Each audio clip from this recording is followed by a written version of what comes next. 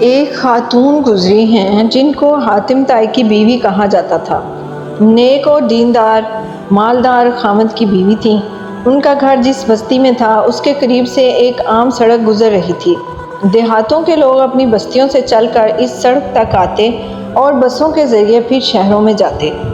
کئی مرتبہ ایسا بھی ہوتا کہ وہ جب پہنچتے تو بس کا آخری وقت ختم ہو چکا ہوتا، رات گہری ہو چکی ہوتی۔ اب ان مسافروں کو بس نہ ملنے کی وجہ سے انتظار میں بیٹھنا پڑتا، اور بیٹھنے کے لیے کوئی خاص جگہ بھی بنی ہوئی نہیں تھی۔ اس نیک عورت نے، جس کا شوہر خوشحال تھا، اپنے خاوند کو یہ تجویز پیش کی کہ کیوں نہ ہم مسافروں کے لیے ایک چھوٹا سا مسافر خانہ بنا دیں، تاکہ وقت بے وقت لوگ اگر آئیں اور ان کو سواری نہ ملے تو وہ لوگ ایک کونے میں بیٹھ کر وقت گزار لیں۔ خاوند نے مسافر خانہ بنوا دیا۔ لوگوں کے لیے بڑی آسانی ہو گئی۔ جب بھی لوگ آتے تو اس کمرے میں بیٹھ کر تھوڑی دیر انتظار کرتے۔ پھر اس نیک عورت کو خیال آیا کہ کیوں نہ ان مسافروں کے لیے چائے پانی کا تھوڑا سا انتظام کیا جائے۔ چنانچہ اس کو جو جیب خرچ ملتا تھا اس نے اس میں سے مسافروں کے لیے چائے پانی کا انتظام کر دیا۔ اب مسافر اور خوش ہو گئے اور اس عورت کو اور زیادہ دعائیں دینے لگے۔ وقت کے ساتھ ساتھ لوگوں میں یہ بات بہت پسند کی جانے لگی کہ ایک اللہ کی نیک بندی ہے۔ لوگوں کی تکلیف کو دور کر دیا اس نے، حتیٰ کہ اس کو اور چاہت ہوئی۔ اس نے اپنے خاوند سے کہا کہ اللہ تعالیٰ نے ہمیں بہت کچھ دیا ہوا ہے، ہم اگر کھانے کے وقت میں ان مسافروں کو کھانا بھی کھلا دیا کریں تو اس میں کون سی بڑی بات ہے؟ اللہ کے دیے ہوئے میں سے ہم خرچ کریں گے۔ چنانچہ خاوند مان گیا۔ نیک بیویاں اپنے خاوند سے نیکی کے کام کروایا کرتی ہیں۔ یہ نہیں ہوتا کہ کوئی تو تاج محل بنوائے اور کوئی گلشن آرا کا باغ بنوائے۔ یہ تو بے وقوفی کی باتیں ہیں کہ دنیا کی چیزیں بنوا لیں۔ کیا یادگار ہوئی؟ یادگار تو وہ تھی جو زبیدہ خاتون نے چھوڑی کہ جن کی نہر سے لاکھوں انسانوں نے پانی پیا اور اپنے نامہ اعمال میں اس کا اجر لکھا گئی۔ تو نیک بیویاں اپنے خاوندوں سے ہمیشہ نیک کاموں پہ خرچ کرواتی ہیں۔ چنانچہ شوہر نے مسافروں کے لیے کھانے کا انتظام بھی کر دیا۔ لہٰذا جب مسافروں کو کھانا بھی ملنے لگا تو بہت سے مسافر رات میں وہاں ٹھہر جاتے اور اگلے روز بس پکڑ کر اپنی منزل کی طرف روانہ ہو جاتے، یہاں تک کہ وہاں پر 100-50 مسافر رہنے لگے۔ کھانا پکتا، لوگ کھاتے، اس کے لیے دعائیں کرتے۔ اب کچھ لوگ ضرورت سے زیادہ خیر خواہ بھی ہوتے ہیں، جو خیر خواہی کے رنگ میں بدخواہی کر رہے ہوتے ہیں، دوستی کے رنگ میں دشمنی کر رہے ہوتے ہیں۔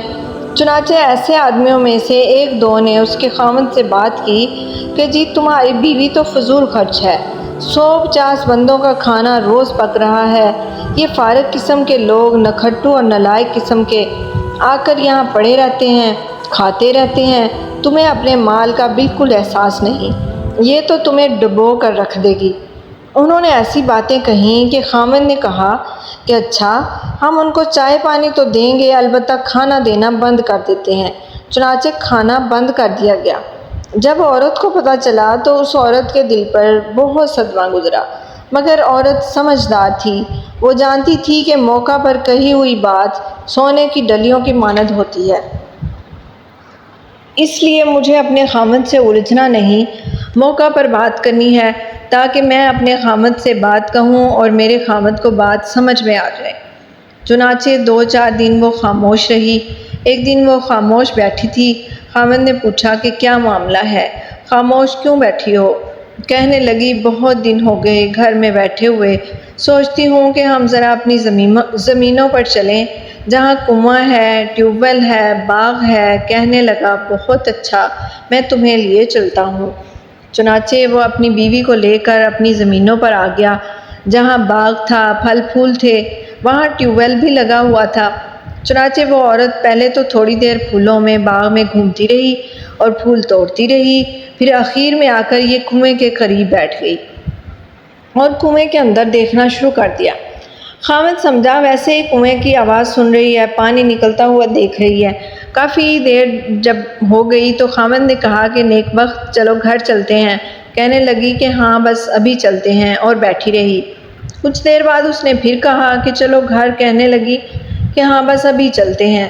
اور پھر بیٹھی رہی۔ تیسری مرتبہ اس نے پھر کہا کہ ہمیں دیر ہو رہی ہے، مجھے بہت سے کام سمیٹنے ہیں، چلو گھر چلتے ہیں۔ کہنے لگی کہ جی ہاں چلتے ہیں، اور کنویں میں دیکھتی رہی۔ اس پر خامد قریب آیا اور کہا کہ کیا بات ہے، تم کنویں میں کیا دیکھ رہی ہو؟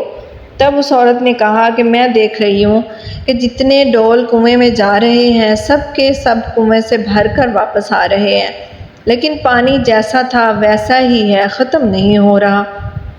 اس پر خامد مسکرایا اور کہنے لگا کہ اللہ کی بندی، بھلا کنویں کا پانی بھی کبھی کم ہوا ہے؟ یہ تو سارا دن اور ساری رات بھی اگر نکلتا رہے اور ڈول بھر بھر کر آتے رہیں تب بھی کم نہیں ہوگا۔ اللہ تعالیٰ نیچے سے اور بھیجتے رہتے ہیں۔ جب اس مرد نے یہ بات کہی تب اس سمجھدار خاتون نے جواب دیا، کہنے لگی اچھا، یہ اسی طرح ڈول بھر بھر کر آتے رہتے ہیں اور پانی ویسا ہی رہتا ہے، نیچے اور آتا رہتا ہے۔ خامد نے کہا کہ تمہیں نہیں پتا؟ بیوی نے کہا کہ میرے دل میں ایک بات آ رہی ہے کہ اللہ نے نیکیوں کا ایک کنواں ہمارے یہاں بھی جاری کیا تھا، مسافر خانہ کی شکل میں۔ لوگ آتے تھے، ڈول بھر بھر کر لے جاتے تھے، تو کیا آپ کو خطرہ ہو گیا تھا کہ اس کا پانی ختم ہو جائے گا؟ اللہ تعالیٰ اور نہیں بھیجے گا؟ اللہ اور نہیں دے سکتا تھا؟ اب جب اس نے موقع پر یہ بات کہی تو خامد کے دل پر جا لگی۔